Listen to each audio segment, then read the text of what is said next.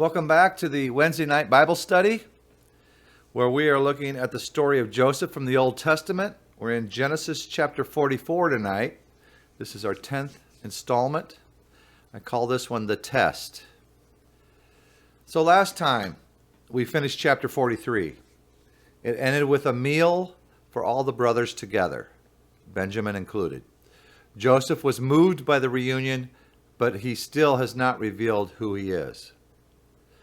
So let's continue on. After they had a feast together, we begin in chapter 44, the first verse.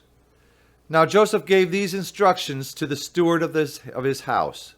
Fill the men's sacks with as much food as they can carry, and put each man's silver in the mouth of his sack. Then put my cup, the silver one, in the mouth of the youngest one's sack, along with the silver for his grain. And he did as Joseph said. So it appears Joseph has something up his sleeve. Just like the first time the brothers left to go back home, Joseph does something he doesn't tell the brothers about. This time he tells the steward to put his silver cup in Benjamin's sack. And then in verse 3, as morning dawned, the men were sent on their way with their donkeys. They had not gone far from the city when Joseph said to his steward, go after those men at once, and when you catch up with them, say to them, why have you repaid good with evil? Isn't this the cup my master drinks from and also uses for divination? This is a wicked thing you have done. So Joseph gives specific instructions to the steward what to do and say. So what is going on here? It seems similar to the first time to set them up to look like thieves. What's Joseph's motive? His reason for doing this? Well, as we get more into the story, it looks like Joseph is testing his brothers. It's going to be a two-part test. A test of how they react and a test of their attitude. Their attitude. Joseph had been tested many times in his earlier life. At every test, his faith was shown to be strong and became stronger. Joseph had a powerful faith in God, and at every test, Joseph had a positive response to others. Maybe Joseph was testing the brothers to see if they shared his attitude. His brothers still haven't presented much evidence to show where their attitude was towards God and caring for others. So if we continue the story in verse 6, when he caught up with them, he repeated these words to them, but they said to him, so this would be the steward going after them. He said to him, but they said to him, why does my Lord say such things? Far be it from your servants to do anything like that. We even brought back to you from the land of Canaan the silver we found inside the mouths of our sacks. So why would we steal silver or gold from your master's house?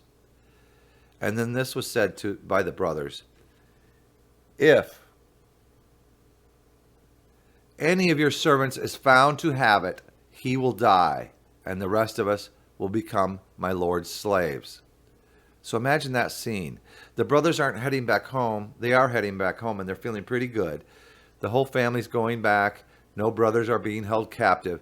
And they were treated well. They had a banquet. They've got food. They're bringing back home. But these brothers aren't even far from the city, and they look back, and here comes that steward catching up with them. He accuses them of stealing. We would never steal. We came for grain. We took grain. They were certain of their innocence. So they said, if you find anything else, we'll be your slaves. They were so certain, they said, in fact, you may kill the one who is guilty. They were positive they were innocent. So what happens? Very well then, the steward said. Let it be as you say. Whoever is found to have it will become my slave. The rest of you will be free from blame.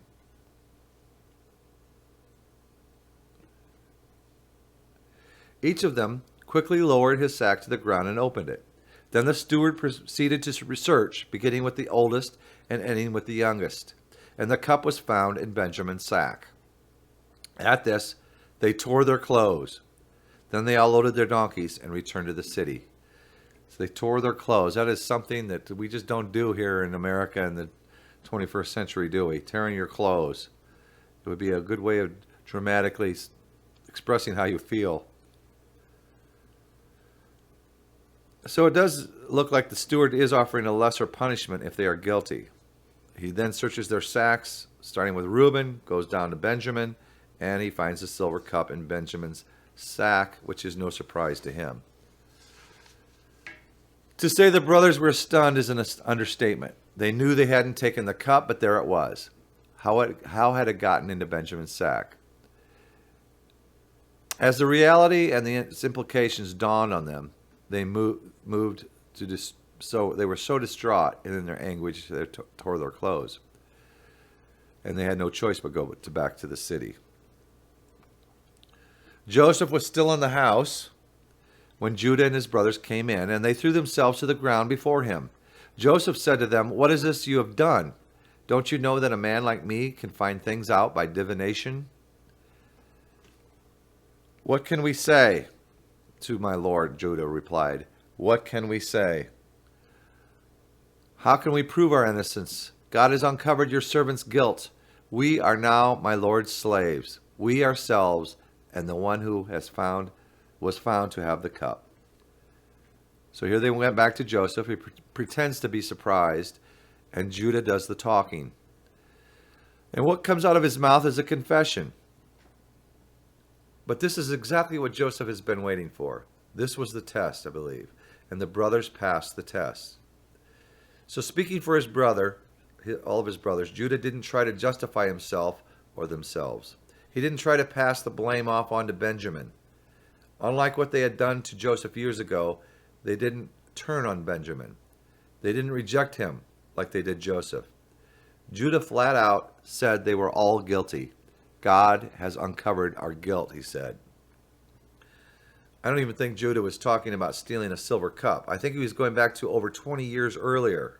He was referring to those days when they hated their brother Joseph, and the day they turned against him and sold him into slavery, and how they came very close to murdering him. These brothers were haunted by what they had done. They began to realize that God did not overlook an unrepented offense. They passed the first part of the test. There had been a change in their hearts towards God over the years. So Judah, speaking for them all, accepts that they are all now Joseph's slaves. And then Joseph responds, but Joseph said, "Far be it from me to do such a thing. Only the man who was found to have the cup will become my slave. The rest of you go back to your father in peace." So Joseph is now setting them up for a second part of his test.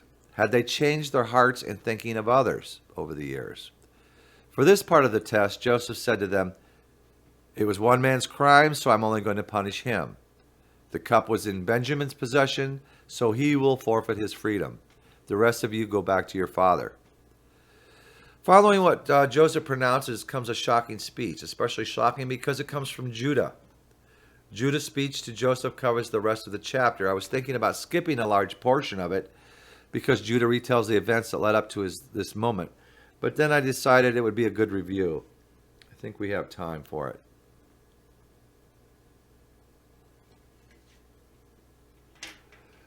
Let's begin reading in verse 18.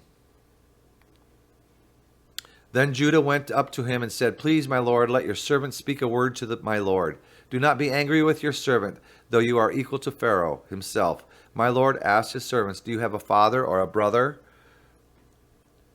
And we answered, "We have an aged father, and there is a young son born to him in his old age. His brother is dead, and he is the only one of his mother's sons left, and his father loves him." Then you said to the servants, "Bring him down. Bring him down to me." Let's see, where are we? "So I can see him for myself." And we said to my lord, "The boy cannot leave his father. If he leaves his father, his father will die. But you told your servants, unless your youngest brother comes down with you, you will not see my face again. When we went back to your servant, my father, we told him what my lord had said." He's retelling the whole story. That's a kind of review for us. "Then our father said, 'Go back and buy a little more food.' But we said, 'We cannot go down. Only if our youngest brother is with us will we go. We cannot see the man's face unless our youngest brother is with us. Your servant my father said to us, you know that my wife bore me 2 sons. One of them went away from me, and I said, he has surely been torn to pieces, and I have not seen him since. If you take this one from me too, and harm comes to him, you will bring my gray head down to the grave in misery. Those were Jacob's words through Judah. So there's the end of the retelling of the story. Judah then says this, beginning in verse 30. So now, if the boy is not with us when I go back to your servant, my father, and if my father, whose life is closely bound up with the boy's life, sees that the boy isn't there, he will die. Your servants will bring the gray head of our father down to the grave in sorrow. Your servant guaranteed the boy's safety to my father. I said, if I do not bring him back to you, I will bear the blame before you, my father, all my life. Now then, please let your servant remain here as my lord's slave in place of the boy, and let the boy return with his brothers. How can I go back to my father if the boy is not with me? No, do not let me see the misery that would come upon my father. So it was a long speech where Judah apprised Joseph of the situation, and here he was pleading for his younger brother, and here he was pleading on behalf of his father. Why do I say it's especially shocking that this long speech came from Judah? Is Judah was the ringleader for the tragedy that happened to Joseph 20 plus years ago. Here comes that dreamer Joseph. Let's kill him. That was from Judah.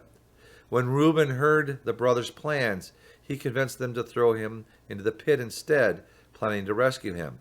But then Judah was the one who said, what will we gain if we kill our brother and cover up his blood? Come, let's sell him to the slave traders. That same person was now pleading for another younger brother, Benjamin.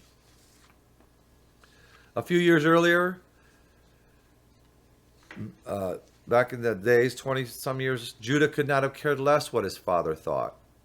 After all, Jacob had always shown favoritism to Rachel's sons. You could say what Judah and his brothers did with Joseph was an indirect act of cruelty committed against their father. I look at Judah as the spokesman, but I think a lot of this is all the brothers would have feelings like that. And now here is the same man and the brothers exhibiting a sacrificial attitude.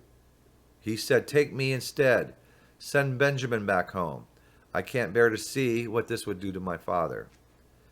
So this isn't the same man, and these aren't the same brothers. They're becoming changed men.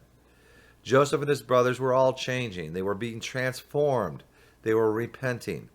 They passed both parts of the test Joseph orchestrated for them.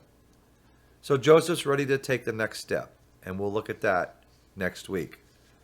In the meantime, take care, be safe, and may the Lord be with you.